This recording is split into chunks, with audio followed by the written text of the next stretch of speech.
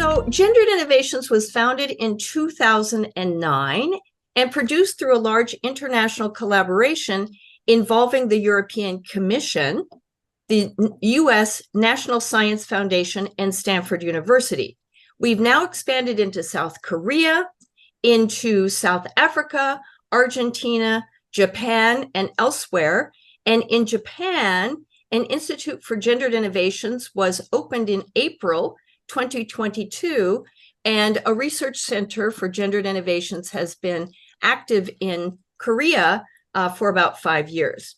Gendered Innovations has brought together over 220 basic scientists, engineers, and gender experts to prepare our materials. So the materials you see are prepared by experts and peer-reviewed, and we've done this through collaborative workshops, which are a lot of fun. New policies have been implemented across the European Union, Canada, and the US, Korea, and Japan, and elsewhere. And we've also expanded into Silicon Valley with industry leaders such as Apple, Google, and the like. So innovation is about integrating sex, gender, and intersectional analysis into the design of research. The operative question is, can we harness the creative power of sex, gender, and intersectionality for discovery?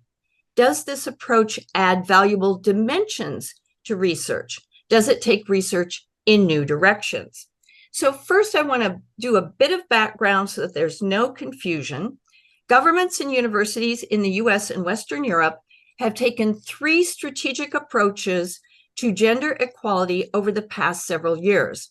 The first is Fix the Numbers, which focuses on increasing the number of women and underrepresented groups in science and engineering. So this is about participation. It's about creating gender-balanced research teams. It's about hiring more women, non-binary people, transgender people at universities. The second is Fix the Institution and promotes gender equality in careers through structural change in research organizations. And the third is Fix the Knowledge, or Gendered Innovations, which stimulates excellence in science and technology by integrating sex, gender, and intersectional analysis into research. And here the European Commission is a leader, along with many other national funding agencies, including now, of course, the German Research Foundation. So my talk today will focus on the third strategic approach, Fixing the Knowledge. It's the newest area and the most important for the future of science, innovation, and human knowledge. That's what Gendered Innovations is all about. So we distinguish these 3 fixes analytically, but in reality, they work together.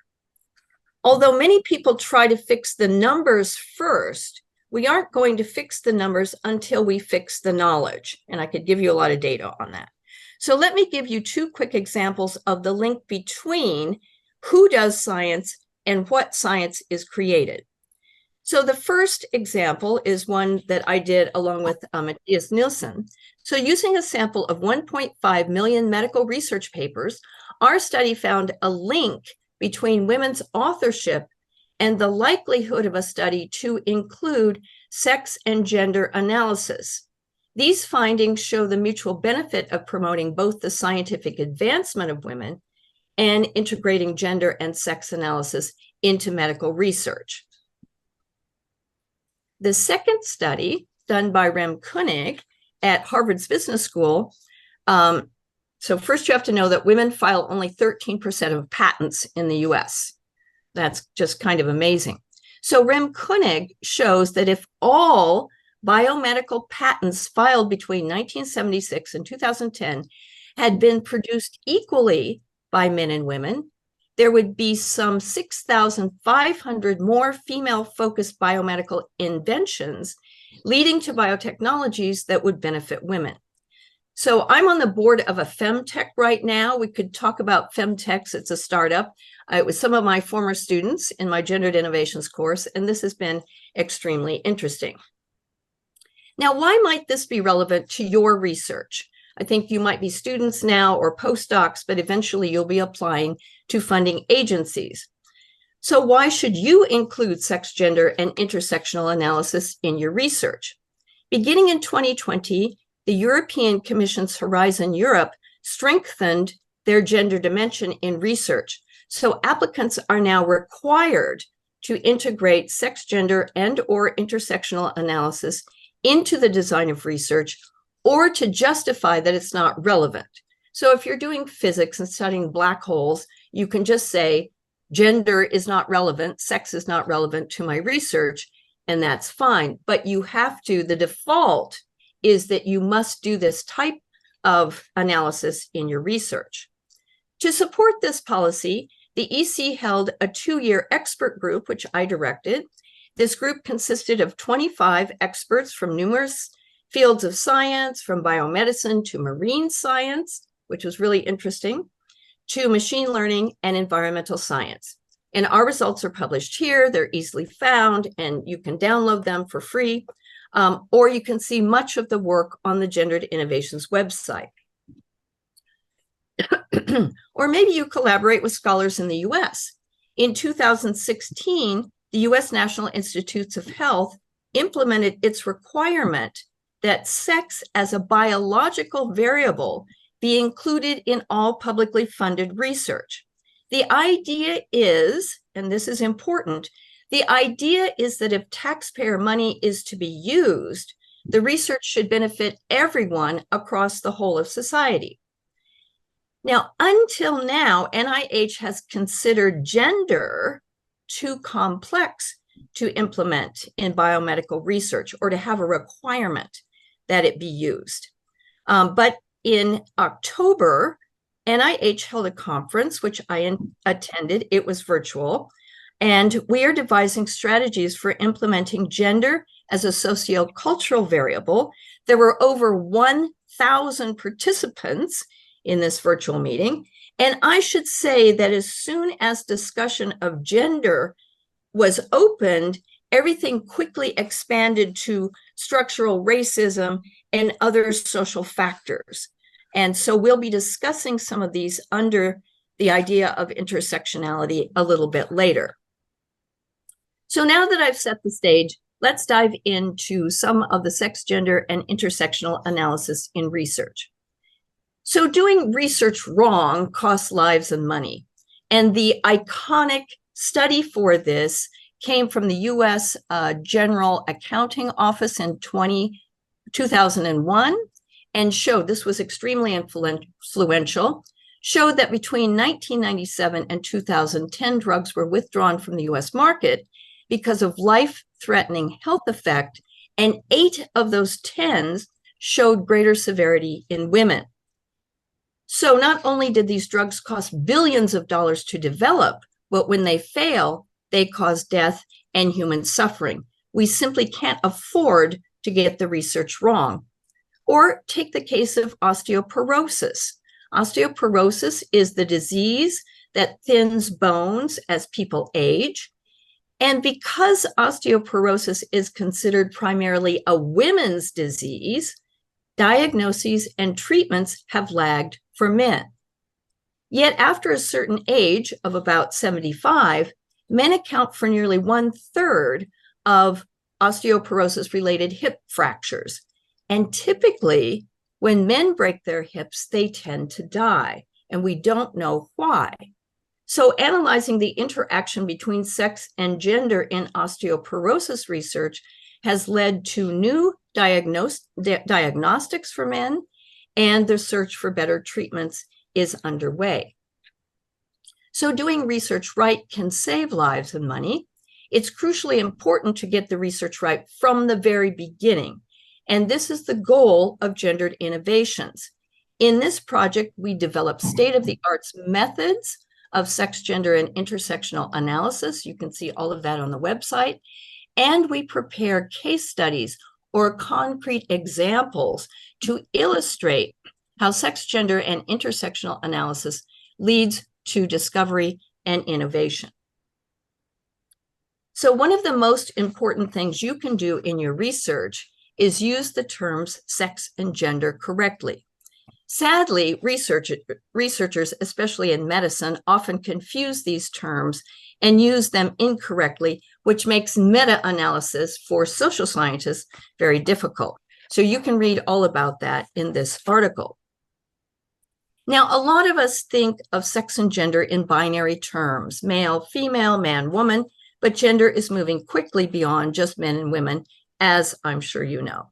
So in 2022, the Pew Research Center here in the US did a survey and found that 1.6% of US adults are transgender or non-binary. And among young adults under 30, it's much higher at about 5%.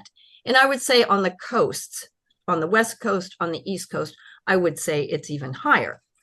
So we will remember, well, if you're old enough, you'll remember that in 2014, Facebook famously released 58 gender options for user signups. This was a marvelous moment for those of us in the gender business. But what you probably don't know is on the back end, Facebook still recoded everyone into two categories, male and female, because that's how their advertising works. So it was, well, anyway, you know how these companies work. Now, also importantly, some 15 countries globally allowed a third sex gender category on legal documents, such as birth certificates, passport, and the like. And I believe Germany is one of those countries. India is one of those countries. And in the US, at least 18 states allow this, including, of course, California. Now, let me move into some of the examples from our case study. As I said, doing research wrong costs lives and money. Research can fail and fail more often for women and non-binary people. So let's zoom through some of these examples. So first, take search engines. In Google search, let's say you're searching for a job.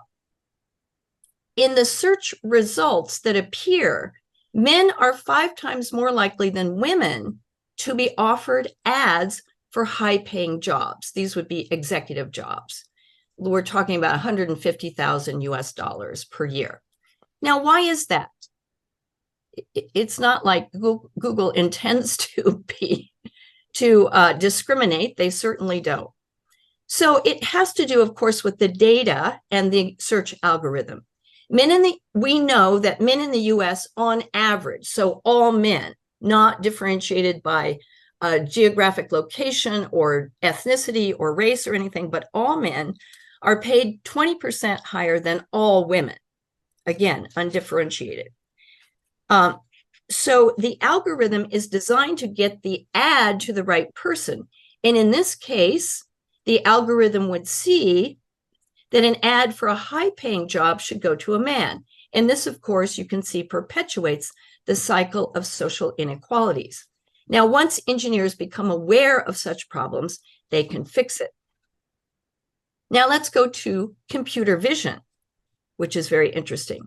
So this is a photograph of a traditional. So computer vision allows you to search like bride in Google or any search bar, and it gives you an image. So that's what computer vision does. So this is a photograph of a traditional US bride dressed in white. And this bride is correctly labeled bride, dress, woman, wedding. It's the right sort of thing. But a photograph of a North Indian bride is mislabeled performance, red, costume. So why is that? So this is because 45% of the images in ImageNet, which is this database of labeled images, comes from the US. So almost half of the images in that data set come from the US, even though we represent only 4% of the world's population. You see how lopsided that is. By contrast, China and India together contribute only 3% of the images here. And even though these countries represent 36% of the world's populations.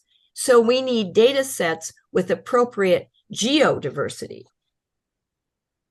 And now we come to soap dispensers and pulse oximeters. So there's a really funny video on the internet that went viral a couple of years ago, and I don't have time to show you. But there are two men in a bathroom, and one has lighter skin, and he puts his hand under the soap dispenser, and he gets soap. And then his friend with the darker skin puts his hands under the soap dispenser, and he doesn't get any soap. So lighter skin, soap, darker skin, no soap. So why is that? It's because it has to do with the near infrared technology to see the hand, close the circuit, and dispense the soap, which doesn't work with darker skin. Now, more seriously, what we learned during the pandemic is that pulse oximeters, which use similar technology, did not give accurate oxygen saturation readings for people with darker skin. So even though in the US, people with darker skin got to the emergency room, the pulse oximeter would not show that they needed supplemental oxygen, and this can lead to very serious health consequences. So this has now become extremely well known about the pulse oximeters, and it's being fixed very, very rapidly. Now, my last example here is automobile crashes. So we know that seatbelt restrained women are 47% more likely than seatbelt restrained men to be injured in a car accident after controlling for weight and body mass. And we all know that this is because the crash test dummies take the mid-sized male as the norm, and the safety for automobiles is designed around that body type and misses smaller and lighter weight people. So when you take the male body as the norm, you're leaving others at risk. Now, each of these examples is important, but what did you notice about them? Each example focuses on only one social dimension in isolation, either sex with the automobile crashes, or gender with the Google search, or skin tone with the soap dispensers. So here we want to focus on a higher problem, and that's intersectionality. So what is intersectionality, and what is an intersectional approach? Intersectionality describes overlapping and intersecting forms of discrimination related to any number of things: gender, sex, ethnicity, age, socioeconomic status, sexuality, geographic location. Depending on where you are, there will be different axes of discrimination. The term was coined in 1989, kind of shockingly early, by legal scholar Kimberly Crenshaw to describe how multiple forms of discrimination intersect specifically in Black women's lives. And in 1989, her concern was that the white feminist movement was excluding women of color. Now, let me show you how intersectionality works in research. And I'm taking the example of research on facial recognition done by Joy Bolamwini, and the research is called Gender Shades. Now, there's also a funny video that Joy has made, and she's now graduated. She was a PhD student at MIT working on facial recognition, and she discovered that her own system could not see her face. So she put on a white mask, and voila, the system could see her. So she decided to study this and make this phenomenon and its fixes the subject of her PhD thesis. So Gender Shades studies intersectionality, specifically how sex and race intersects, and showed that facial recognition could not see Black women's faces. The gender analysis, it might be sex analysis, but they call it gender analysis, so I'll use that term. The gender analysis shows that the systems perform better on men's faces than on women's faces. The race analysis showed that the system performed better on lighter skin than darker skin. But then you get to the intersectional analysis, and we find that the system performed worst for Black women, with an error rate of 35% for darker skinned women. So that's really unacceptable. Then it was a little bit better, 12% for darker skinned men, 7% for lighter skinned women, and only 1% error rate, or almost perfect, for lighter skinned men, because this was the group that had developed it and probably tested it on themselves. Now, but there's more to facial recognition. Sexuality analysis. Systems often cannot recognize transgender faces, especially during transition periods. And then we get another gender analysis. Facial cosmetics, that is to say makeup, reduces the accuracy of facial recognition methods up to 76%. So good to know. If you're going through a lot of the international borders now, use facial recognition. So careful with your makeup if you're trying to get home. So here we have an intersectional innovation. Bulamwini and Gebru, Temnet Gebru, who was her co-author for her article, created a more inclusive data set that included faces from women and men of darker and lighter skin drawn from members of parliament from 6 countries, 3 in Africa and 3 in Europe. They use parliamentary members because these are public faces and they can show them. There's no problem with privacy here. So this is an innovation, new data set to create, to overcome these error rates. But what problem do you see? My students saw it right away. Is the data set globally inclusive? So my students immediately saw that there are no Asians, there are no indigenous people from the Americas or Australia. We don't know if there are any non-binary people imaged. So I think we still need innovations to make sure the technology works for everyone. Of course, we love facial recognition. It opens our phones, it opens our computers, that sort of thing. But of course, let me add that getting the data right and making technology see everyone is only one aspect of the problem with facial recognition. Larger issues are security, as I'm sure you're now aware. Transgender people, for example, may not want to be tracked by facial recognition at all, whether it recognizes them or not. The potential misuse of facial recognition has led to several actions. Belgium, for example, has declared the use of facial recognition illegal. France and Sweden have banned it in schools. And the city of San Francisco has banned its use by public authorities like police and on the subways, the metros. So intersectionality is important, and it's not as well understood by researchers as is something like sex and gender now. So we released a tool for intersectionality. These are our intersectional design cards. They come in a box. They're actually cards because designers use, I said cards, but my co-designers said, yes, cards. So I think designers, when they start a project, throw these out on the table and, start thinking about things. So our cards define 12 factors important for intersectional design, and you see them here: age, disabilities, educational background, ethnicity, so on and so forth. We added sustainability. It's just that it's not very well thought out, but climate change is, the climate catastrophe, I should say, is such an issue now that we wanted every person designing anything to think about sustainability. So we need to think about that more, but we added it.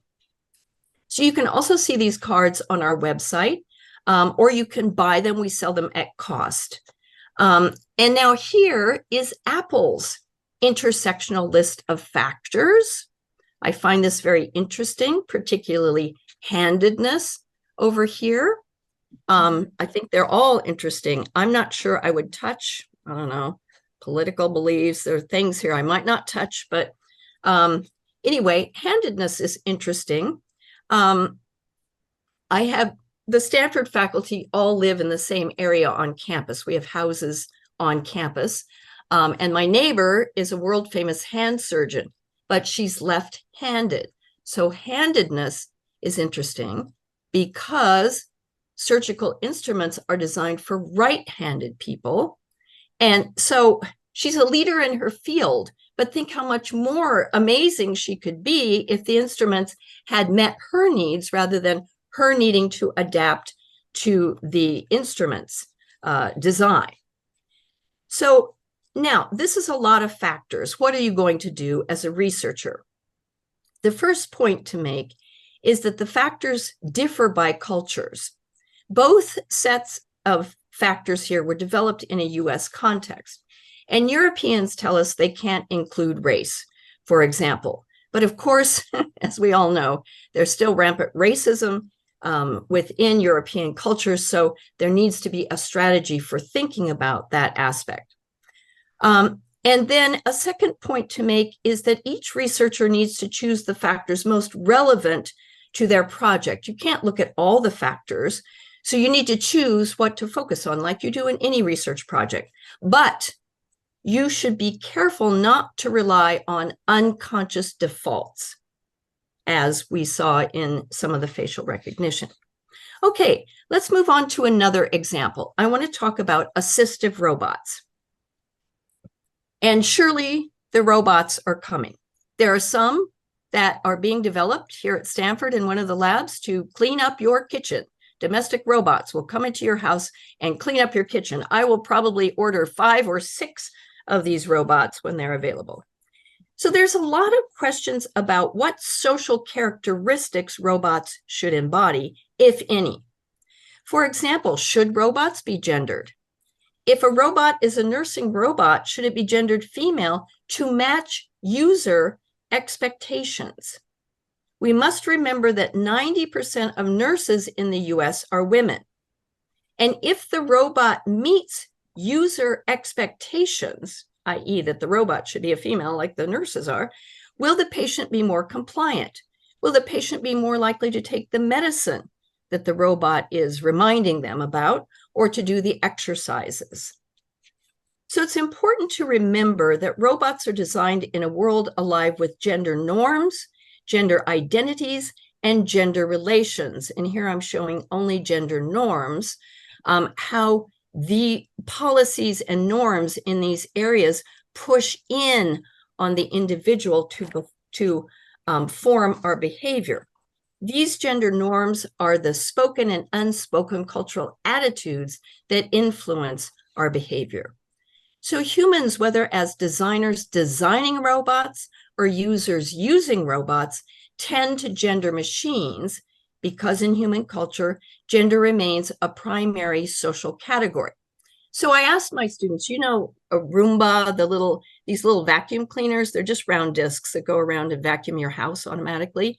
I asked my students if they gender their Roomba, right? And everybody had something to say about the gender or whatever of their little silly little robot. So we humans tend to gender things. Now, many specialists in human-robot interaction, which is a field of study, argue that the human tendency to project human social cues, including gender, onto artificial intelligences will help users engage more effectively with the robots. So they're arguing that robots should be what we expect. But there's a danger here. As soon as users gender a machine, stereotypes follow. The danger is that gendering robots may reinforce gender inequalities by embodying current stereotypes. Designing hardware, that is to say robots, toward current stereotypes might amplify these stereotypes into the future.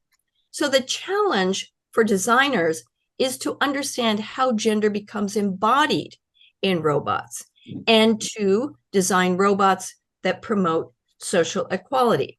So what genders a robot? How would you read this robot? This is Pepper, produced by the Japanese company SoftBank, and it's well known in the US and I think also in Europe. It's now been taken off the market, but it's still well known. Now, the name Pepper itself is highly gendered. SoftBank calls the robot he, but the name Pepper, or Pepper Potts, was the assistant to Iron Man, as even I know.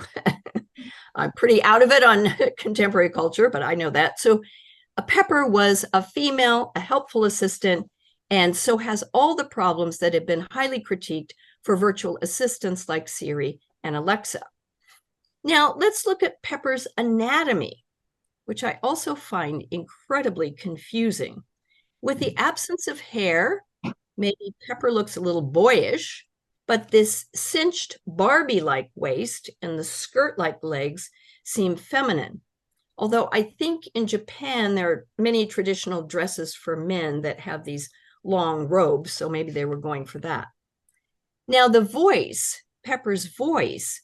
So voices, the choice of a voice for any device is a really important one because voices are full of cultural information.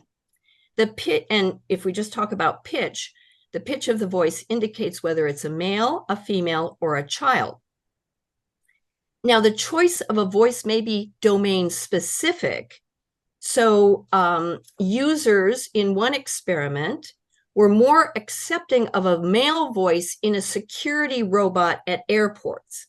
And they were more accepting of a female voice in a robot that was for health services. Now, Pepper's voice is childish, which is interesting. Many of these assistive technologies, robots have childish voices because childish voices are perceived as non-threatening. But there's a real innovation in this area, and that's Q. I'm not going to take time right now to play the video, but we might do that in the question and answer session. So Q is the first genderless AI voice. It was developed in Denmark in 2019. And now Apple has caught up to this. Apple on your iPhone, if you have an Apple iPhone, has a new genderless voice for Siri since 2022. The voice is simply called voice number 5. But in the file name, it's named Quinn. So there was some kind of thought about gendering Quinn as an ambiguous name in English. So anyway, and then Apple also added more voices. They got a Black voice actor in 2021, I think a male and a female, to add to their customer options. So voices are interesting, and this is a real innovation to have a non-gendered voice. And if we don't have time to play it later on, you should go to the website. You can easily find it. Just search for Q genderless voice. Now, if we come back to the robots for a minute, what about color? Social critics, so this would be ethnicity. Social critics point out that most robots are white. Yes, they're plastic to be sure, and many of them have blue eyes. This can be problematic from an ethnic point of view. And this is important because robots are used internationally. So it would be super easy to choose a color for the eyes outside the human palette. All you need to do is have orange or something, just some color that is not a natural color for humans. Now, interestingly, we found some more innovations. We found one robot that can be customized for skin tone and gender. Carver here is a darker skin-toned robot designed for kids who are autistic. And Milo is the lighter-skinned robot, again, for autistic kids.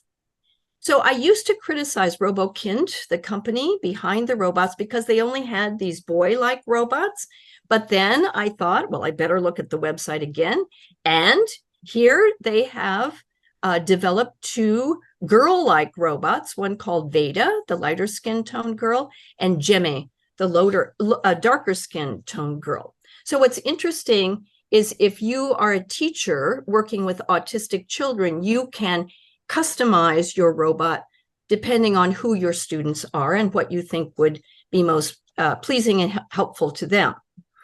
Now, it's very important to have the girl-like robots because even though autism affects boys 4 times more often than girls, we do need teaching robots for the millions of girls who suffer from the disorder.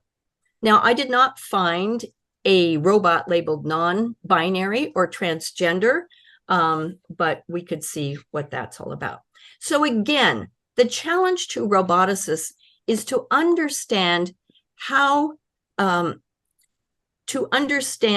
gender is embodied in robots, and importantly, design robots to promote social equality. So I call this the virtuous cycle. cultures are full of gender norms, but engineers have the opportunity to challenge those norms through their designs. They can create algorithms or robots that promote gender equality, and this will encourage users to rethink gender norms, and we can hopefully change the society. Now, I'm looking at the time. I do want to have some time for questions, but I'm going to zoom through the climate change just a little bit because this is a new topic, and I want to talk about marine science. So I currently have a Marie Curie postdoc working with me here at Stanford, and she's at Stanford's Marine Station. There are two of us who are advising her. And we've just published a review of sex and gender analysis in marine organisms. And gendered innovations, you can also find a new method for understanding sex and gender in marine organisms. So marine organisms are incredibly imaginative from an evolutionary point of view. They're so much more creative than humans. They're not only males and females, but there are simultaneous hermaphrodites and sequential hermaphrodites and protandric hermaphrodites and protogynous hermaphrodites. This means that they start as males and turn into females. This means that they start as males and turns into females, and the opposite here. Now, I have to say that for animals, we still use the word hermaphrodites, whereas for humans, we use the term intersex. So I want to be very clear about that. Now, on the website, we offer marine scientists a decision tree. Is sex binary in your organism? Well, no. Then you have to go on to other questions or yes. Okay. So global warming is hurting marine organisms, and this is a cause of concern for all of us. And importantly, whether we're talking about fish or mollusks or whales or other marine organisms, response to global warming can vary by sex. Males can react differently than females, for example. And in this excellent article done by Rob Ellis in the UK, Rob reviewed the state of sex analysis for marine science in 2017 and found that only 4% of the studies analyzed sex. This is a missed opportunity. So why is this important? For species reliant on temperature for sex determination, such as turtles, rapid global warming poses a risk to sex ratios and the stability of the population. As you know, as you learned in grade school, the sex of a turtle depends on the temperature. If the climate is warmer, you get a female, and if the climate is cooler, you get a male. So an important study found that turtle sex ratios responded dramatically to global warming. In Australia, turtles born in the warmer part of the Great Barrier Reef, for instance, were 99% female, whereas in the cooler parts of the Great Barrier Reef, they were 68% female, which is more of a natural balance. So such a change in sex balance can lead to population collapse. If a population is 99% female, it is hard for it to reproduce.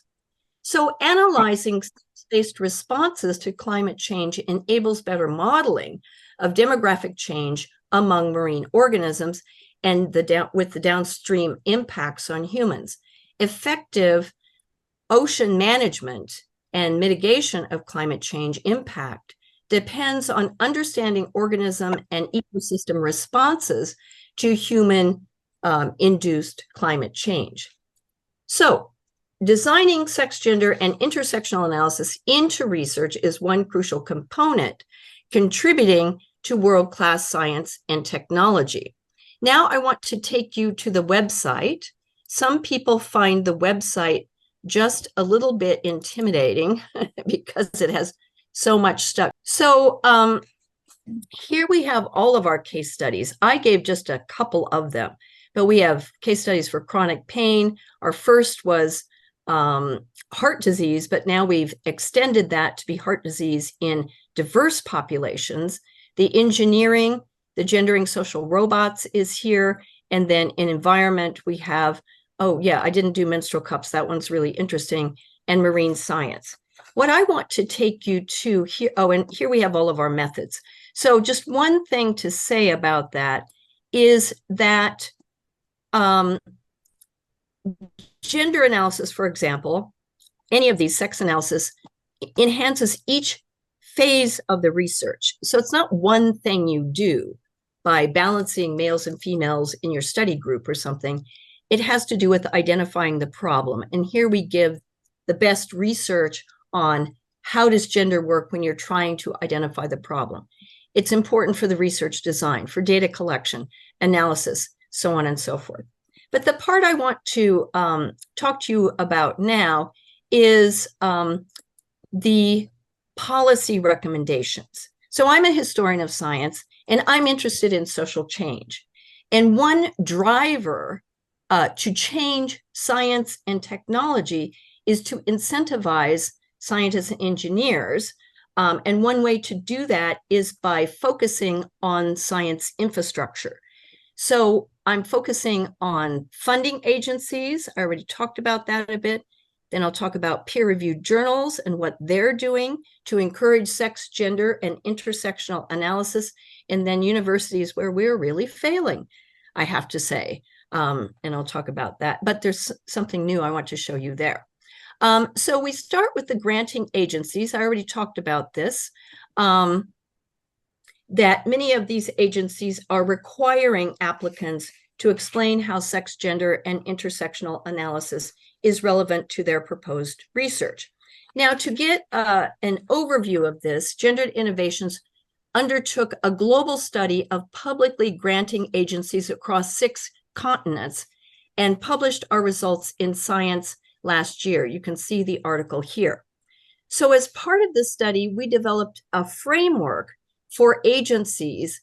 And if an agency, if you're like, I think Italian funding agencies don't ask for these things when they're giving out taxpayer money for research. And so if an agency wants to implement sex, gender, and we called it diversity because intersectionality was not well understood across the globe. So diversity in research design, you can go to our framework here and you can click into each of these things and you get the latest, the latest research and results for everything. So you can click through this process. Again, it's not just one thing you do, it's a process. Then the second pillar for science infrastructure is peer-reviewed journals.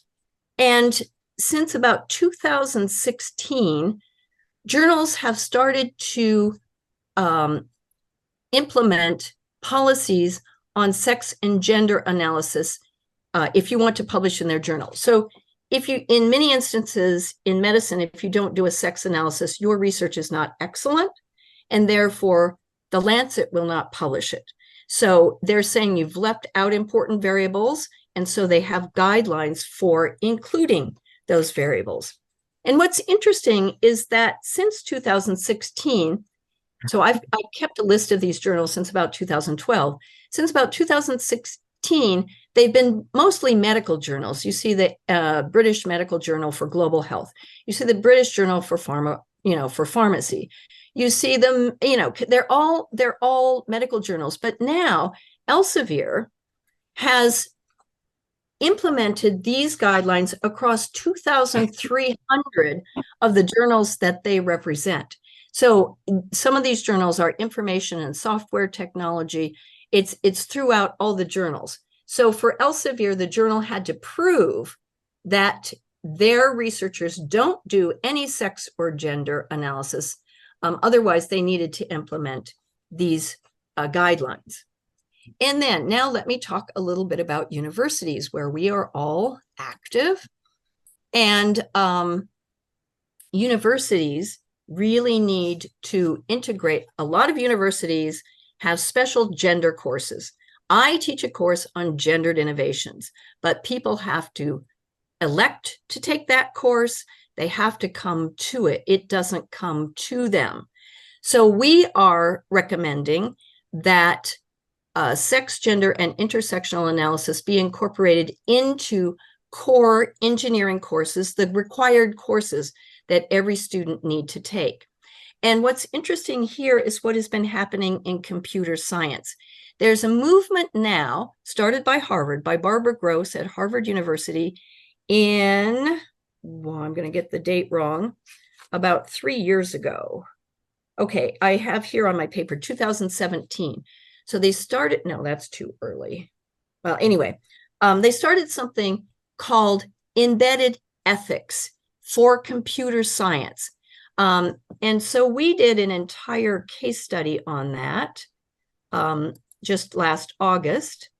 And so in the computer science curriculum now, the idea is that they're co-taught by a computer scientist faculty and social science or humanist faculty, and that the social consequences or a social analysis of the technical work is discussed at the same time that students are learning the technical skills for, say, facial recognition.